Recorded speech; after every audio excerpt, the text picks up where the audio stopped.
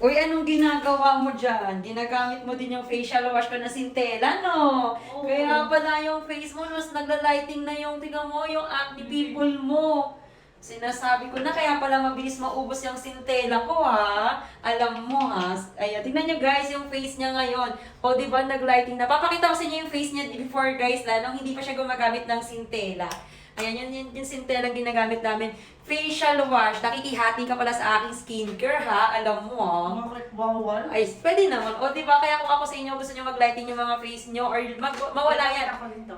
Ayan, yan din sinasabay niya. Tingnan nyo guys, tingnan nyo yung acne niya. And then papakita ko sa inyo yung before niyang, ayan, before niyang face nung marami. Yung tad-tad talaga yan. Sobrang maalala talaga yung ano ko dito. Tsaka nangingitim siya. Or nangingiti. Pero tingnan nyo naman mga mi. Ayan, kaya pala paubos na ang aking Centella facial wash ay ginagamit naman pala ng aking bebe. Kaya kung ito yung face niya before mga mi masong nung hindi pa siya gumagamit ng facial wash mga mi. Yan po talaga yung naging problema ng aking bebe. Buti na lang talaga guys may facial wash na mabilis na tuyo yung mga acne at pimple niya. Kaya kung ako sa inyo, ito na ang bilhin nyo para mawala din yung mga acne or pimple nyo.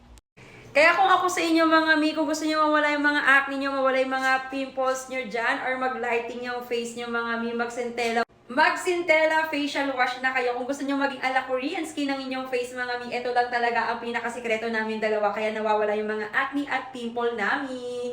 Napay natin yung check out na.